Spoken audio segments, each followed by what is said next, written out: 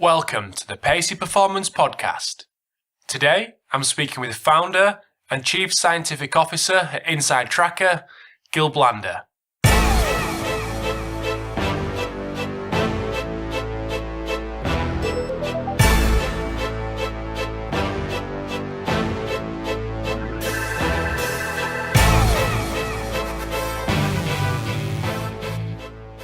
Thanks for tuning in to episode 67 of the Pacey Performance Podcast. So today we've got Gil Blander on the phone from Inside Tracker. So as I say in the episode, it's a little bit of a diversion from the usual route with sports scientists and strength and conditioning coaches.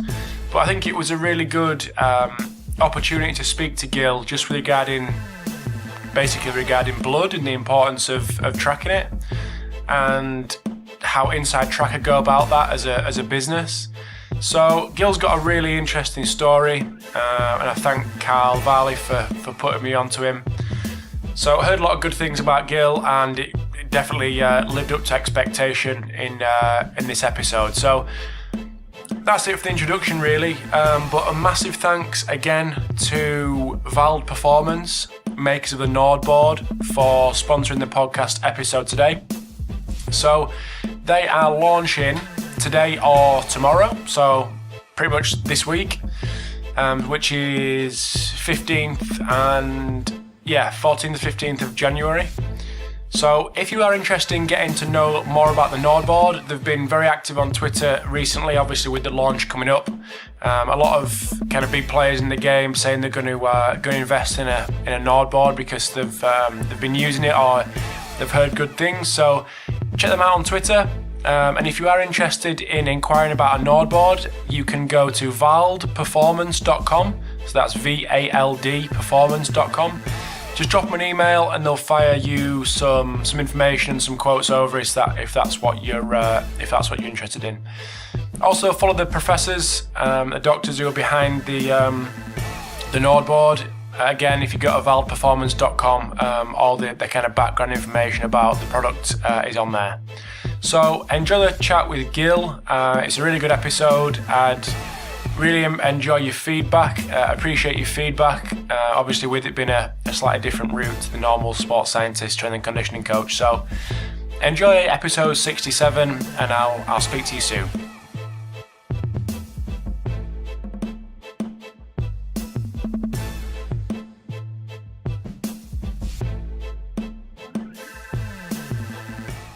So today on the Pacey Performance Podcast, we've gone down a slightly different direction to the normal kind of performance coach route, and we've got the Chief Scientific Officer and founder of Inside Tracker, Gil Blander, on the podcast. So first got to know about Gil through Carl Valle and Bruce Williams, who have both been on the podcast in episode 15 and 59, I think.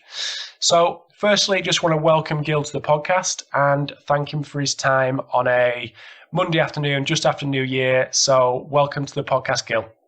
Thank you so much. Pleasure. So do you just want to give us a little bit of a background on yourself, your experience, and a little bit about Inside Tracker would be great. Excellent. So I'm a scientist in training. I was born and raised in Israel. And actually, as a young teenager, I suffered a death in the family. So a relative of mine passed away.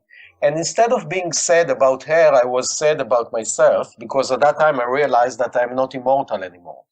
So I was shocked at that time. And I decided that because of that, I wanted to try to dedicate my life to understand why do we age, how can we delay the onset of aging-related diseases, and how can we help people to live longer and improve the quality of life. So that's why I decided to study biology. I did my undergrad at Tel Aviv University in Israel, and I'm sure that you can hear my heavy accent of Israeli accent. Then I moved to the Weizmann Institute in Israel and did my graduate study in studying aging and biology and biochemistry. And there I studied a very rare syndrome that's called Werner syndrome, It's a syndrome that actually occurs mainly in Japanese population. It's, as I said, it's extremely rare. It's occurring 1 in 8 million people, so it's very hard to find those patients. But what is interesting about this syndrome is that the patient of this syndrome develop normally during their lifetime. And then when they get to the age of 20, they started a rapid decline, and they died at the age of 40 from aging-related diseases, mainly cancer, cardiovascular, and other. So I studied this syndrome and found interesting discoveries and published several papers. And then I decided to move here to basically to Boston and do my postgraduate study at MIT. Again, studied aging in the best lab that studied aging in the world. The name of the lab is Lenny Gerant lab. And there I studied, again, aging, different kind of aging from model organisms such as yeast and mice to study some human cells and some other effect of aging. And when I arrived here to MIT, I started to be exposed to the biopharmaceutical and high-tech environment of Kendall Squares. Just a short lesson in geographic. All the area of MIT called Kendall Square is a part of Cambridge, Massachusetts, and there are a lot of biotech and high-tech. You have companies from Amazon to IBM to Microsoft, to a lot of pharmaceutical companies, Amgen, Biogen, and Novartis, and so on, and a lot of startups. So I started to do some partnership collaboration with those companies. And I was also fortunate enough that during my study at MIT, I studied one of my research subjects was studies the aging and differentiation of human cells. And I found an interesting effect of the gene or the protein that I worked on, and the cosmetic company Estee Lauder decided to fund this research, so I was fortunate enough to work also with some cosmetic company. So at the end of the day, I had a lot of exposure to biotech companies, consumer companies like Estee Lauder and other companies. And that's actually gave me the understanding that I can contribute much more to humanity if I will start my own company and dedicate it to help people improve the quality of life, than being a professor in the academia that publish a couple of papers a year that maybe 5 or 10 people will read it.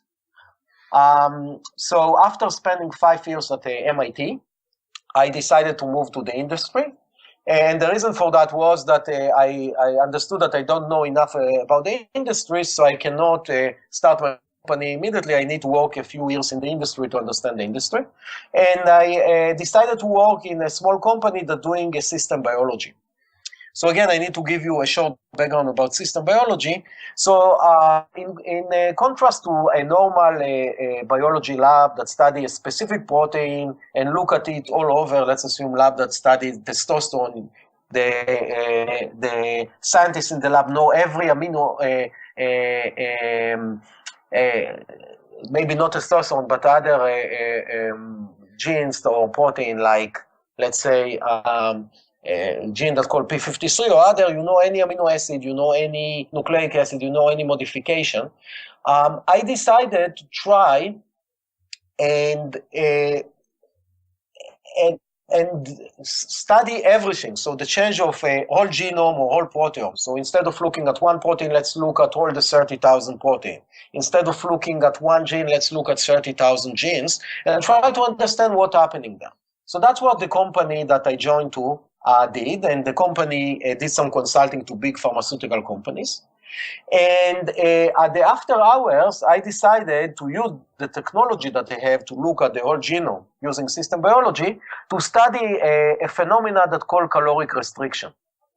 Now again, for anyone that doesn't know caloric restriction is a regime that when you feed a model organism, and it doesn't matter if it's a mice, rat, worm, yeast, or even monkeys, if you feed it by 50% less of the calories that is used to be fed, this organism can live up to 50% longer. So that's amazing. Every organism that you feed around 50% less, it can live up to 50% longer. The problem is that nobody really understands or know what is the molecular pathway, why this organism can live 50% longer when you caloric restrict or decrease the amount of calories that this organism is fed. So I decided to use the technology that was available at that company called Genstrack to try to build a model of all the genomes change, all the RNA expression, and try to see what are the processes that are changing when you caloric restrict a mice, rat, or any other organism. So I built a mega model like that, and I found that around 18 different processes are modulated when you treat those organisms with caloric restriction. Those processes include the processes like the insulin pathway that I assume that a lot of you heard about it, TNF pathway, it's more like related to inflammation, apoptosis, and so on and so forth. So that was very interesting because nobody else done such a research. Luckily, in addition to that, I included two controls. The first control was to take a young versus old mice and to check what are the changes that occur when you compare young versus old mice in the RNA level, and I did that experiment. The other one was to use a small molecule that called resveratrol, which I assume that most of you heard about it because it's now a lot in fashion. It's an antioxidant that have been shown recently to activate a protein or a gene that called SIRT1 or SIRT2 that is related to longevity. And there is a lot of hype about resveratrol because it's found in high concentration in red wine. So basically, it's a give an approval to whoever like to read a lot, to drink a lot of red wine to drink it because I'm not drinking it for fun. I'm drinking it to increase my resveratrol level. Anyway, if you want to get to the right dose of the resveratrol, you need to drink like I think like 50 liters of red wine a day, which is not doable, at least for me. But anyway, so I did this control as well. And what I found that only 10% of the processes that are changing by caloric restriction are overlapped by resveratrol. And as I said before, resveratrol was considered to be the best caloric restriction mimetic. Similarly, but differently, 10% of the processes that are modulated by caloric restriction were overlapped by young versus old mice, but they were completely different processes. So basically, I got the result, and the results show, caloric restriction changed 18 processes. Resveratrol, which is the best known caloric restriction mimetic, can overlap only 10% of them, and young versus old overlap 10%, but completely different 10%. Now, the question is, why do we want to mimic caloric restriction? And the answer is that, first of all, it's very hard to stay on caloric restriction. Think about it that you need to eat 50% of the amount of calories that you eat every day. Second, if you have enough willpower and you do that, it's also not pleasant to be under caloric restriction. Because when you are under caloric restriction, you lose all the fat. So basically, you have literally almost 0% of fat in your body. And because you don't have fat, you don't have a good insulation. So you are cold all the day. So you need to shiver all the day. Also, because you lose fat, you don't have enough cushion when you want to sit. So you cannot sit at the desk at all. And also because you lose fat, you lose the sex drive because you don't have enough sex hormone. As we know, most of them are a compromise of fat or cholesterol. And also you are not fertile. So there is a cartoon that show like an old mice next to a bonfire, and the cartoon saying old but cold. So basically you can under caloric restriction, but it's not fun. So now there is like a quest to try to find a mimetic, something that will fool our body and say, and will let our body to think that he is under caloric restriction while he's not under caloric restriction. And that's resveratrol is one of those candidates. So when I realized that actually resveratrol is not covering all the processes that are modulated by caloric restriction, I showed it to a few of my fellow scientists around the world, but also in the company that I worked with. And two of them, David Lester and Christian Reich, were extremely excited about that.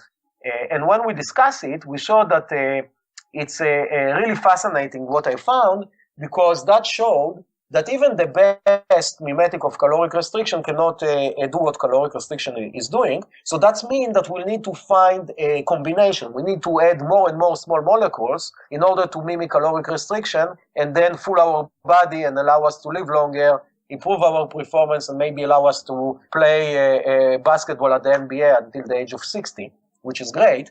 But when we thought about it, we said, why should we use a lot of small molecules? Why can't we use food? Because for me, food is a drug of choice. And if you look at the USDA database, which is the most detailed database of food in the world, you can see that there are around 8,000 different food items in the USDA database. If you look at the average American and ask him to do a food diary for a week, you will find that the average American consume only around 20 food items a week. So we consume 20 food items a week, while the universe for us is 8,000. So basically, we are using only a very small portion of the food that we can use. So our idea was, let's try.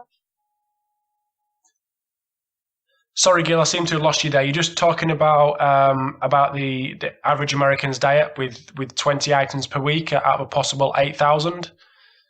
Yes. So basically what I was discussing is that we can use food as a drug of choice instead of trying to find drugs or supplements that will help our users or help the human being to optimize themselves.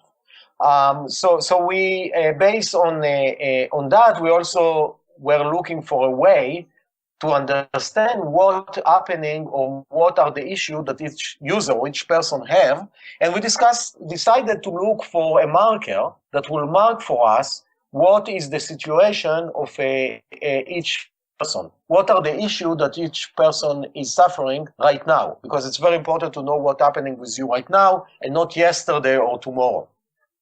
So when we were discussing that, we realized that the best indicator for that is the blood. And the reason for that is the blood showing to you exactly what's happening with your body right now. Actually, we see the blood as a liquid gold that show you and explain to you what's happening with your body. And the question was, what kind of blood biomarkers should we look at? Because when we look at the catalog of Quest Diagnostic and LabCorp, which are the two biggest diagnostic companies in the US, we've seen that they have thousands of different blood biomarkers. And there is no way that you can test all of them, because first, nobody is rich enough to have enough money to pay for that, at least not today. And second is that we don't have enough blood in our body, and again, today, to test all the thousands of biomarkers. So we had to find a method to find which blood biomarker is the one that is the most important for the user. So what we decided to do is to develop a few criteria that will help us to decide which blood biomarkers should we use. The first criteria was that we want to use blood biomarkers that are related to health, wellness, and performance, and not blood biomarkers that are related to disease. So I can give you an example. PSA, or prostate-specific antigen, is a biomarker of prostate cancer. So that's something that we don't want to test. But biomarkers like testosterone, cortisol, creatine kinase, iron are markers that are related to health, wellness, and performance. So those are definitely biomarkers that we want to test. So that was the first criteria. The second criteria was a criteria that we want to test biomarkers that we can find at least in 1% of our population that are not optimal. So, for example, a biomarker like the Werner syndrome, a biomarker that detects the Werner syndrome that occur in 1 to 8 million, it doesn't make sense to test because it will take us 8 million users until we find someone that this biomarker will help him. We decided to have a cutoff of at least 1%. So every biomarker that when you test our population and you find that at least 1% of the population is not optimized for it, that's a biomarker that we want to test. And the last criteria, and I think the most important one, is a biomarker that you can modulate. You can change the level of the biomarker, increase it if you need to increase it, or decrease it if you need to decrease it, using mainly food or nutrition, and we discussed that we have a battery of 8,000 food items, but also some exercise changes, lifestyle changes, and if needed, some supplements. So those are the criteria that we chose, and me and my scientific team spent a couple of years, and we pinpoint around 30 different blood biomarkers that related to health, wellness, and performance. And we started to develop for each of them the recommendation, the ranges. And in this point, I want to discuss for a second about the optimal zone. So if you do a blood test using your primary care physician or any other entity, you will see that the primary care physician or the other entity will tell you whether you are normal or out of normal, and that's it. And it doesn't matter if you are a male or female, athletic active or a couch potato, African American or a Caucasian, someone that drink a lot of alcohol or a monk. All of us will receive the same normal range. And we saw that that's wrong, because I don't think that you can compare Usain Bolt to an obese person in Alabama. So what we did is we developed an optimal zone for each person based on his age, gender, ethnicity, athletic activity, amount of alcohol that he drinks, and so on and so forth.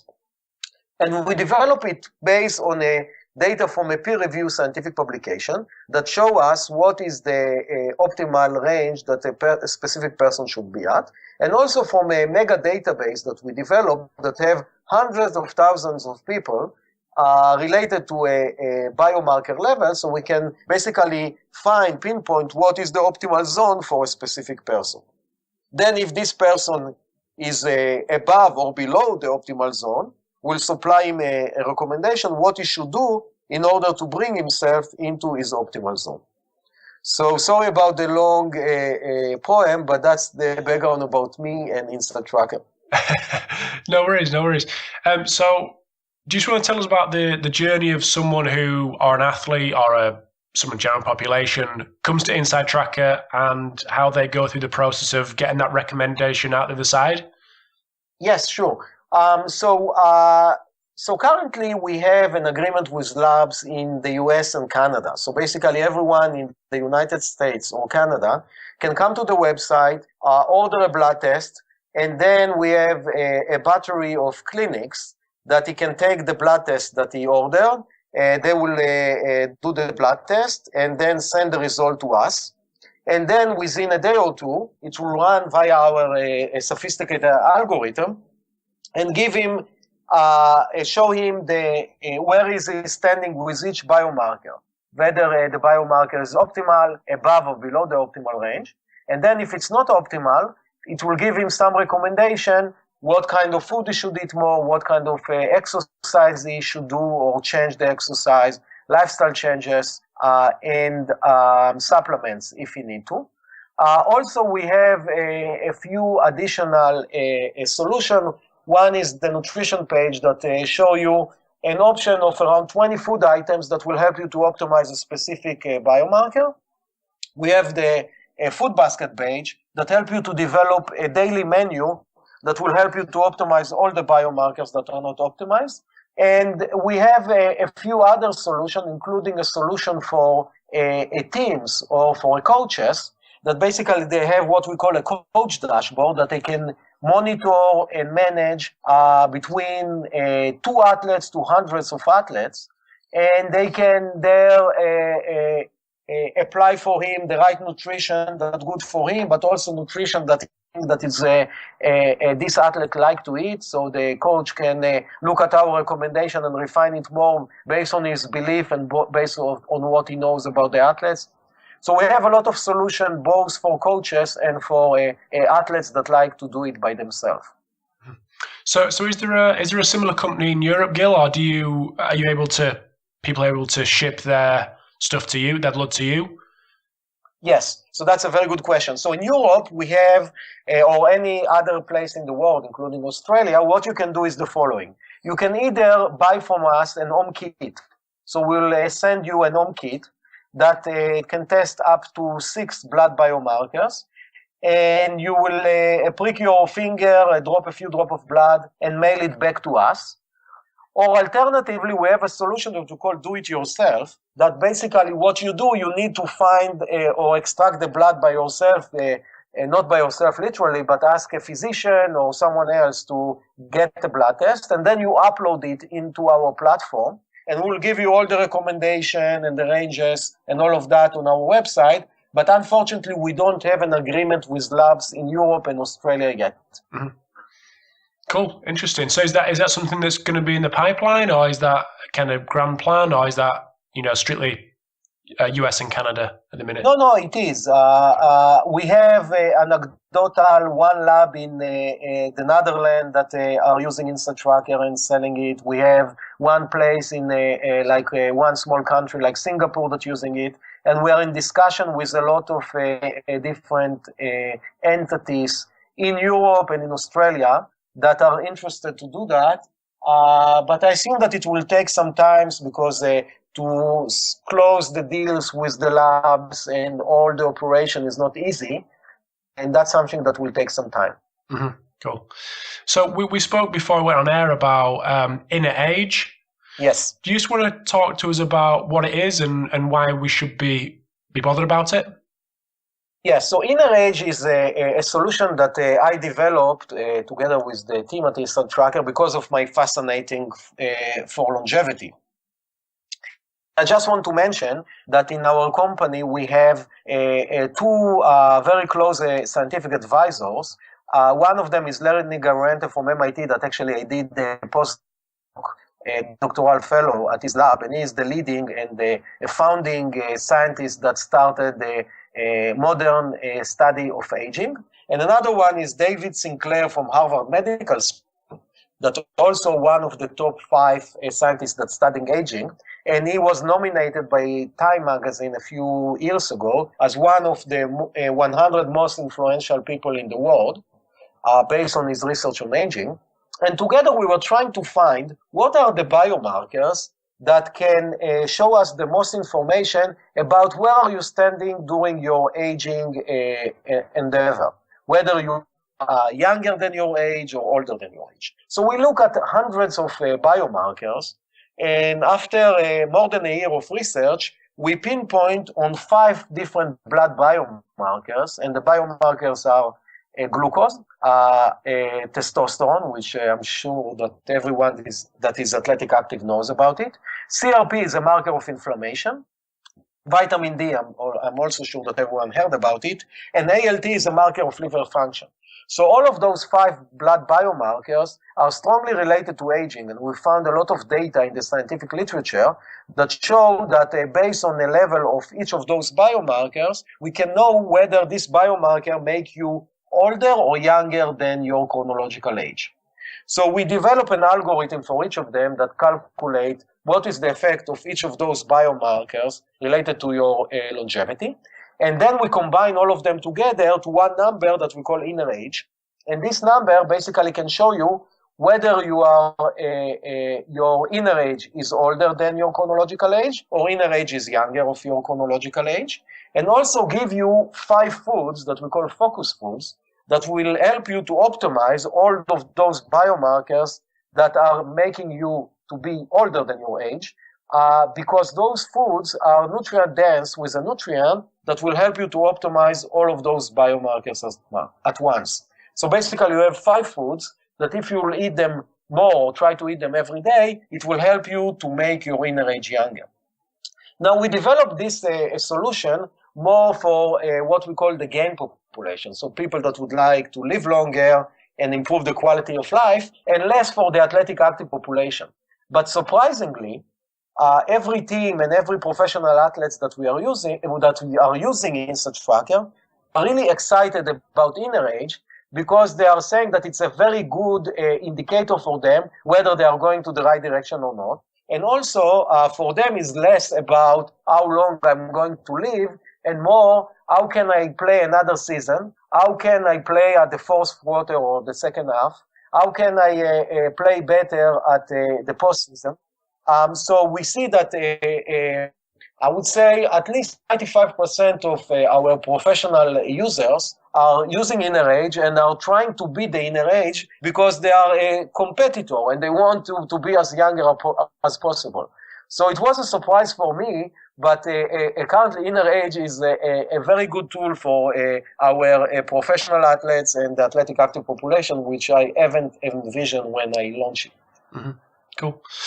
So you've mentioned testosterone a couple of times. From an athletic point of view, I mean, this may be teaching people how to suck eggs a little bit here, but do you just want to tell us a little bit about the importance of testosterone and why it was one of the key biomarkers that you decided to look at? Yeah, so testosterone is a fascinating biomarker, especially for athletic active population. And also it's very interesting that your testosterone might be low if you are exercising too much, but also your testosterone might be low if you are not exercising at all. So it's not like a one direction or linear line. The level of testosterone is regulated in a different way, and because of that, it's not a simple biomarker to understand. So I will try to dive in a bit into the testosterone. So testosterone is an hormone that is secreted mainly from the testes and is a sex hormone. Interestingly, it's not only important for males, also females need to have testosterone. And testosterone is secreted by the testes, and then because it's an hormone, it's go to a target tissues such as the muscle, and go into the nucleus of the cell, and increase the transcription of some genes that help to do its activity. A major activity of testosterone is to build muscle. So it's called an anabolic hormone because it's help you to build muscle. So there is a nice correlation between the level of testosterone that you have and basically the amount of muscle that you can build. So it's very important to monitor the level of testosterone and understand by that what is your potential, how much muscle more you can build. But that's not as simple as it is, because testosterone is interact with a protein that called sex hormone binding globulin or globin, and the shortcut for that is SHBG. This protein binds to testosterone and inhibit the activity of testosterone. So basically, every molecule of testosterone that is bound to SHBG is inactive. And because the molecule is inactive, then it cannot go to the target tissue and activate the transcription of the genes that help you to build muscle. So SHBG is a sort of a negative regulator of testosterone, that basically every molecule that binds to SHBG is inactive. So because of that, the important part to know is what is the amount of free testosterone that we have. Free testosterone is a testosterone that is not bound to SHBG, and that's the active form of testosterone. Okay? As I mentioned before, we can do a lot of a lifestyle intervention in order to try to optimize the testosterone. For example, sleep is very, very important for the quality and the length of the sleep is very important for the level of testosterone. So if you sleep well, you have a better chance to increase your testosterone. Other factors that are important for testosterone are the training itself. So it's very important to train well. And sometimes some coaches in purpose want you to have a dip in testosterone. They want to kill their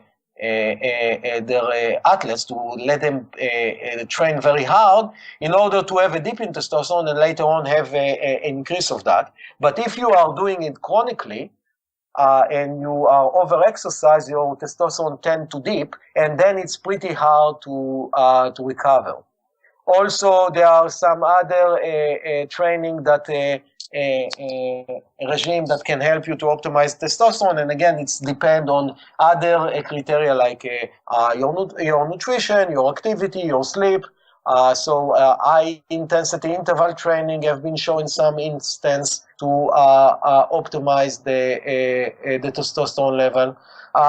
So there are a lot of different regulation that are lifestyle or exercise that can modulate testosterone.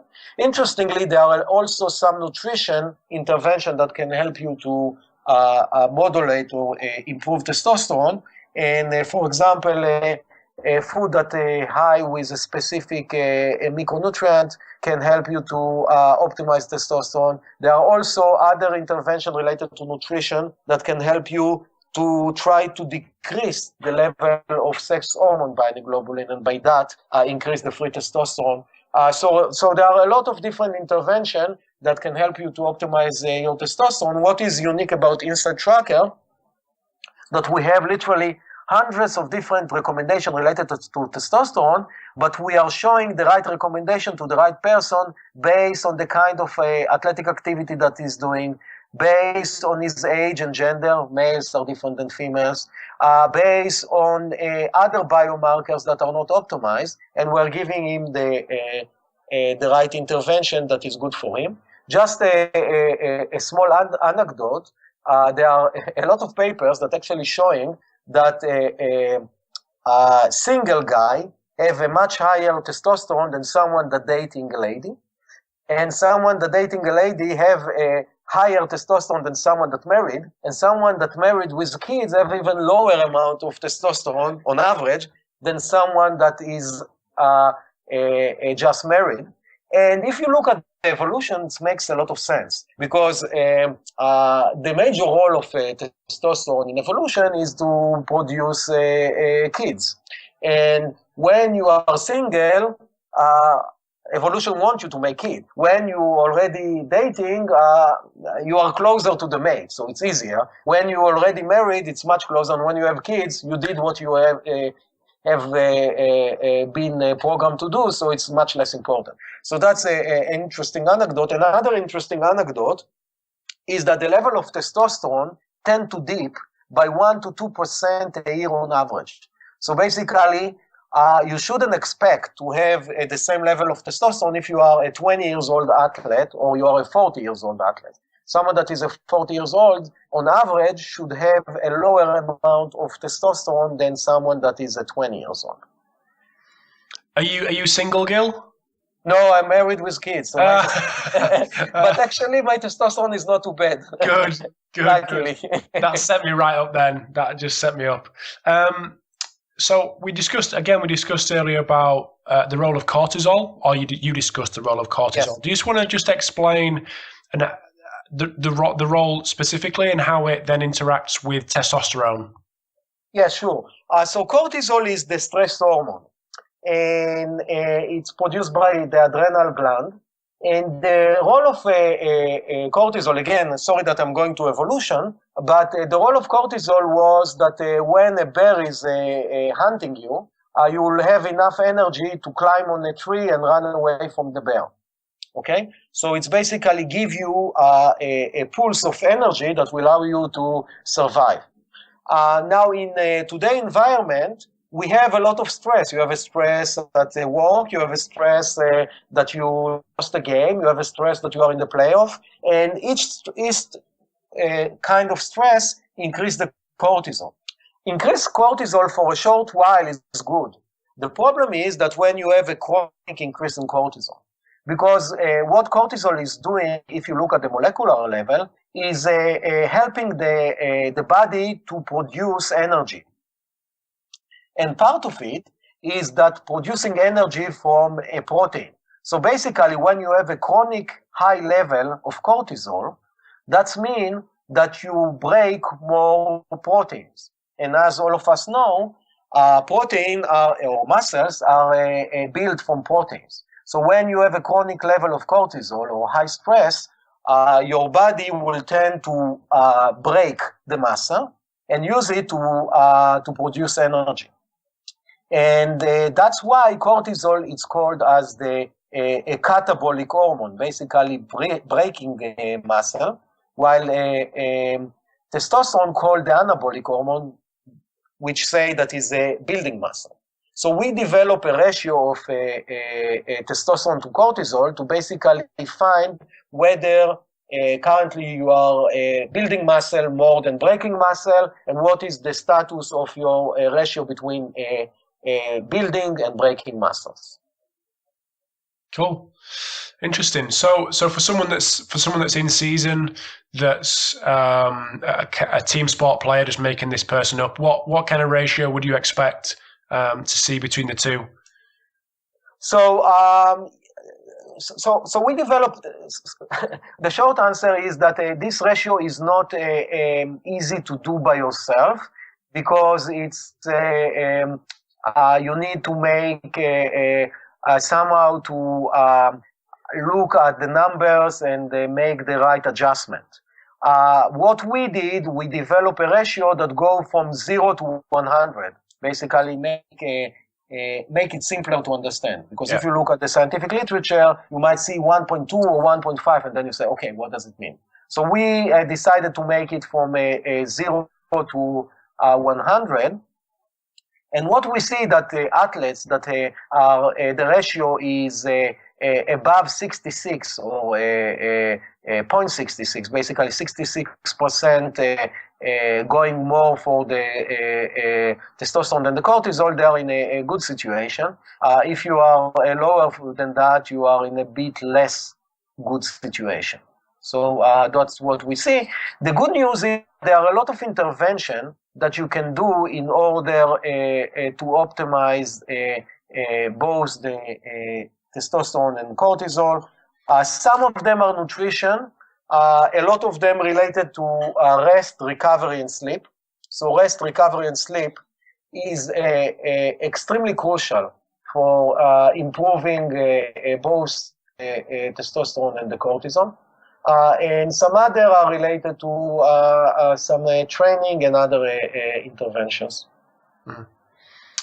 Excellent. So I don't want to kind of kill Inside Tracker completely, but with regards to increasing testosterone, as a kind of general rule, what kind of nutrition is kind of advised on your part with someone whose aim is to do that?